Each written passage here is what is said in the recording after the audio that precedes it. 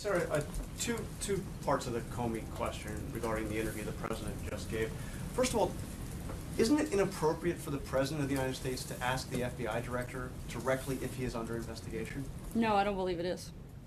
One of these conversations, the president said, happened at a dinner where the FBI director, according to the president, was asking to stay on as FBI director. Don't you see how that's a conflict of interest? The FBI director is saying he wants to keep his job, and the president is asking whether or not he is under investigation? I don't see that as a conflict of interest, and neither do the many legal scholars and others that have been commenting on it for the last hour. So no, I don't see that as an issue. Shannon? Sarah, the other thing I want to ask you about is, I asked you directly yesterday. We're bumping up to 3, I think, now. This different subject related to Comey. I asked you directly yesterday if the president had already decided to fire James Comey when he met with the Deputy Attorney General and Attorney General. And you said no. Also, the Vice President of the United States said directly that the President acted to take the recommendation of the Deputy Attorney General to remove the FBI Director. Sean Spicer said directly it was all him, meaning the Deputy Attorney General.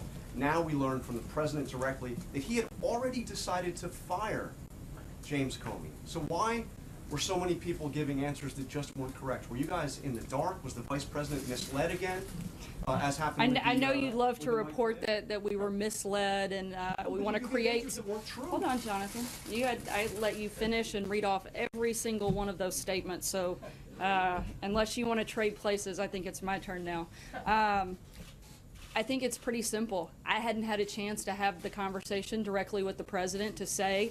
I'd had several conversations with him, but I didn't ask that question directly. Had you already made that decision? I went off of the information that I had when I answered your question. I've since had the conversation with him right before I walked on today, and he laid it out very clearly. He had already made that decision.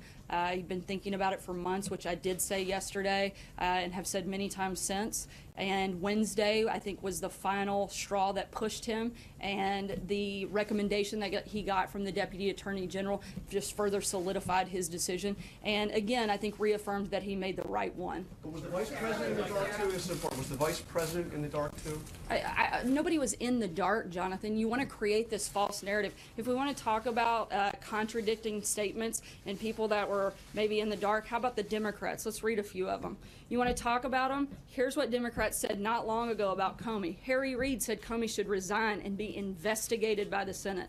Senator Chuck Schumer said, I don't have confidence in him any longer. Senator Bernie Sanders said it would not be a bad thing for the American people if Comey resigned. Nancy Pelosi said Comey was not in the right job.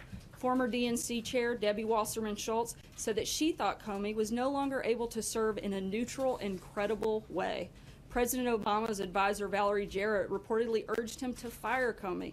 Just yesterday, Representative Maxine Waters said that Hillary Clinton would have fired Comey. If you want to talk about people in the dark, our story is consistent. The president is the only person that can fire the director of the FBI. He serves at the pleasure of the president. The president made the decision. It was the right decision. The people that are in the dark today are the Democrats. They want to come out, they want to talk about all of these, they love Comey and how great he was. Look at the facts. The facts don't lie. Their statements are all right there. I think it's extremely clear that, and frankly, I think it's kind of sad. In Washington, we finally had something that I think we should have all been able to agree on, and that was that Director Comey shouldn't have been at the FBI, but the Democrats want to play partisan games, and I think that's the most glaring thing that's being left out of all of your process stories. John